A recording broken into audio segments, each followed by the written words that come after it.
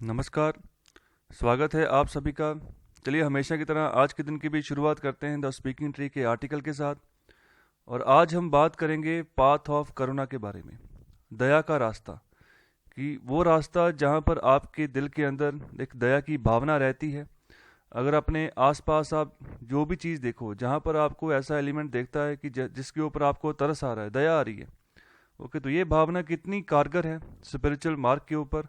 तो इसके बारे में यहाँ पर चर्चा कर रहे हैं। तो साथ ही साथ यहाँ पर जो बुद्धिस्ट थाट्स हैं उनके बारे में यहाँ पर बताया गया है।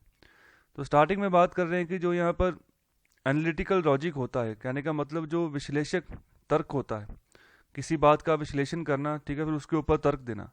और साथ ही साथ जो फिलोसफिकल रीजनिंग होती है, कहने का मतलब जो दार्शनिक सोच होती है, मतलब कि ऐसी सोच जो किसी को किसी डायरेक्शन की ओर लेकर चले और किसी मंजिल तक पहुंचाए।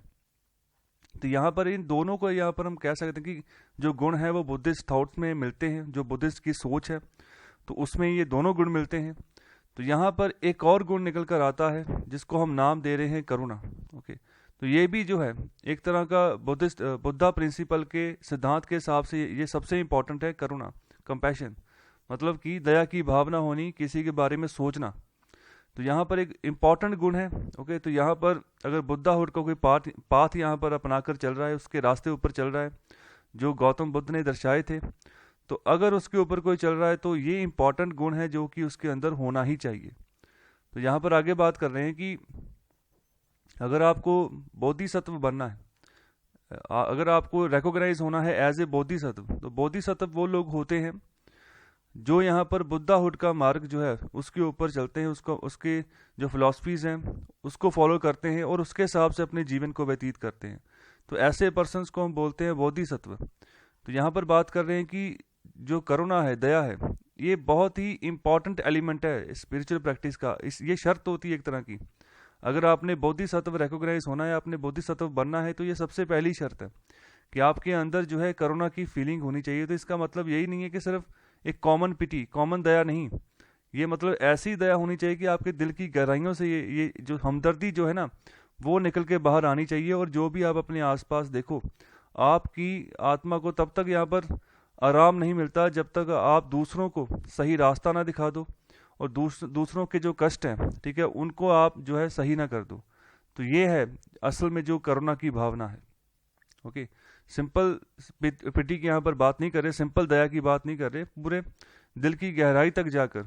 ओके, जो आपकी अंदर से आवाज़ आ रही है, अगर आप किसी को देख रहे हो, आप सोसाइटी का हाल देखो। ओके, तो वहाँ पर देखो ड्रग्स कितने बढ़ रहे हैं। ओके, ड्रग्स के मामले बढ़ रहे हैं, आसपास में देखो अनहेल्दी एनवायरनमेंट डेवलप हो रहा है, पेड़ काटे जा रहे हैं।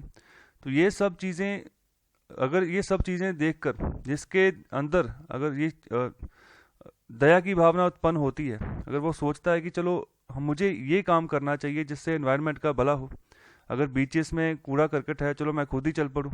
ओके, अगर मैं खुद निकलूँगा तो हो सकता है कल को एक टीम बन जाए, वहाँ की सफाई होनी शुरू हो जाए। मतलब कि दया की भावना चाहे एक जानवर है चाहे एक इंसान है, जो सृष्टि का कोई भी यहाँ पर कण है उसके प्रति होनी चाहिए जहाँ पर ज़रूरत है।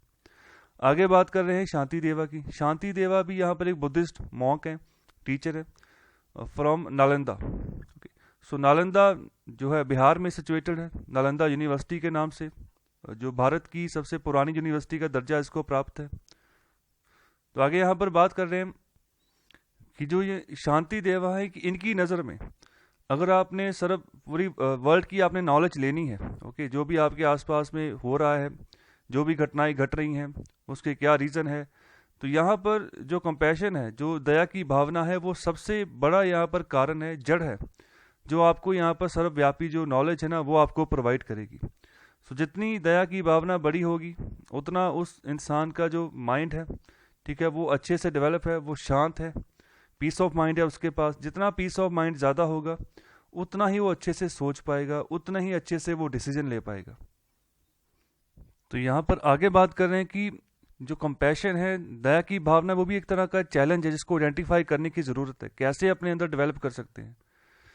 तो अगर इसको अपने अंदर डेवलप करना है तो सबसे पहले तो जो हमने अपने अपने मन के अंदर जो एक दायरा बनाकर रखा हुआ है, ओके, उस दायरे से बाहर आना पड़ेगा। जिस तरह की हम सोच रख के चल रहे हैं, ओके, जैसे जो भी मन में हम हमारे हमारे अंदर विचार है, तो उनसे ऊपर उठना होगा। पक्षपात के जो यहाँ पर लेवल है उससे ऊपर उठना होगा। यहाँ पर अगर सोचना है तो सबके बारे में सोचना होगा, ऐसे ही हमें बनना है। और जो एक संत होता है वो पूरे सबके बारे में सोचता है, सिर्फ अपने बारे में नहीं सोचता, अपने बारे में वो सोचता ही नहीं है। ओके, तो यहाँ पर अगर उसके जैसे गुण अपने अंदर डेवलप करने, तो दया की भावना होनी सबसे जरूरी है। तभी समझ पाएंगे जो हमारे अंदर की जो डर है, भय है, ठीक है, जो भी यहाँ पर बुराइयां हैं, ओके, हमारे अंदर अंदर में जो भी यहाँ पर गंदगी है उसको कैसे साफ करें, फिर ही अपने आप को हम फेस कर पाएंगे आने वाले समय में। तो यहाँ पर ये सब चीज़ों को अगर फोकस करके चलते हैं, तब जाकर जो है हो सकता है कि दया की भावना अपने अंदर जो है डेवलप होनी शुरू हो जाए। तो यहाँ पर हमें अपना एफर्ट भी लगाना होगा अगर सही डायरेक्शन में आगे बढ़ना है। तो यहाँ पर हम बात करते हैं स्पिरिचुअलिटी के बारे में, तो स्पिरिचुअलिटी को आगे ग्रो करने के लिए कुछ यहाँ पर जैसे हम फर्टिलाइजर छिड़कते हैं ना, तो इसी तरह ये फर्टिलाइजर का काम करते हैं, ये सब आदतें जब हम साथ साथ डेवलप करते हैं। आगे यहाँ पर बात कर रहे हैं कि लाइफ जो है ना इंटरकनेक्टेड हो जाती है। यहाँ पर जिसके प्रति भी हम दया की भावना रखते हैं तो उसके साथ हमारी लाइफ जुड़ जाती है। ओके, तो उन सब चीज़ों के साथ जो भी हमारे तालमेल बैठते हैं, तो उसका जो इम्पैक्ट है वो हमारे ऊपर पड़ता है। ओके, तो ये हमारा कंपैशनेट हार्ट जो है ना वो और आगे डेवलप होता है। तो यहाँ पर जो हमारा कंपैशनेट हार्ट है, तो वहाँ पर ये सोचता है जितनी भी सामाजिक बुराइयाँ हैं, जहाँ पर जो भी धारणाएं चलती हैं समाज में, मिसकंसेप्शन चल रहे हैं, यहाँ पर जो जो माइंड की जो लिमिटेशन है, ठीक है, उससे भी ऊपर बढ़कर सोचता है फिर माइंड, अगर दिल में जो है दया की भावना भरी हो तो ये ऐसा माइंड इस लेवल पर सोचता है, धारणाओं के ऊपर जो है फोकस नहीं करता है। ये सब यहाँ पर बात कर रहे हैं जो दलाई लामा, वो भी इन्हीं बातों के ऊपर जोर देते हैं। तो यहाँ पर आगे बात कर रहे हैं कि जो कंपैशन है ना एक तरह का मेडिटेटिव टूल है। वो कैसा टूल है, मतलब अगर आपके अंदर दया की भावना जो है वो उत्पन्न होनी शुरू हो जाती है, तो जो अहंकार है, ओके, वो जो है ना उसको आप काट सकते हो। ये ऐसा टूल है, वो जो है वो उत्पन्न नहीं होगा, वो जो है धीरे धीरे कम होता जाएगा अगर आपके अंदर जो है फीलिंग आ रही है दया भावना की। और आखिर में यहाँ पर बात कर रहे हैं कि जो कंटेम्पलेटिव पाथ है, जो यहाँ पर चिंतनशील मार्ग है, और जो यहाँ पर दया भावना का जो मार्ग है, ये बुद्धिस्ट ट्रेडिशंस में बहुत ही अहम स्थान रखता है। ओके, आगे यहाँ पर बात कर रहे हैं कि ज़ेन टीचर की, वो क्या कहते हैं कि compassion without wisdom would be sentimental and wisdom without compassion would be unthinkable. They go together like the foot before and the foot after in walking. So कहने का मतलब है कि बुद्धि के बिना जो यहाँ पर करुणा है, दया है, वो यहाँ पर भावुक हो जाएगी। ओके, तो यहाँ पर इमोशनल सेंटीमेंट जो है वो बढ़ने शुरू हो जाएंगे, जहाँ पर दया की भावना तो उत्पन्न हो रही है लेकिन बुद्धि नहीं है। ओके, तो वहाँ पर जो है इमोशनल सेंटीमेंटल जो है बनने शुरू हो जाएंगे। तो आगे बात कर रहे हैं कि wisdom without compassion would be unthinkable. So करुणा के बिना जो ज्ञान है ना वो भी अकल्पनीय होगा कि वो होगा या नहीं होगा।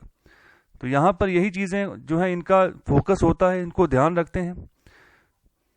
तो यहाँ पर ये बेसिकली आर्टिकल था बुद्धिज़्म के बारे में, वहाँ पर वो क्या सोचते हैं। तो यहाँ पर ये जरूरी बात नहीं है कि जो भी यहाँ पर टॉपिक डिस्कस किया गया वो किसी एक ही रिलीजन के साथ संबंध रखता हो। इसका संबंध हर एक इंसान के साथ है, हर एक रिलीजन के साथ है। तो जो यहाँ पर दया की भावना है ये होनी चाहिए। ओके, यही है तो फिर ही जो हमारा जो स्पिरिचुअल मार्ग है वो वहाँ पर हम जो है आगे अच्छे से बढ़ पाएंगे। बहुत सारी एग्जाम्पल्स है वर्ल्ड लेवल पर जिससे हम सीख सकते हैं कि जिसके अंदर दया की भावना थी उसकी अपनी प्रवृत्ति कैसी थी, वो आप कैसा इंसान था और कैसे लोग आज भी उनको जानते हैं।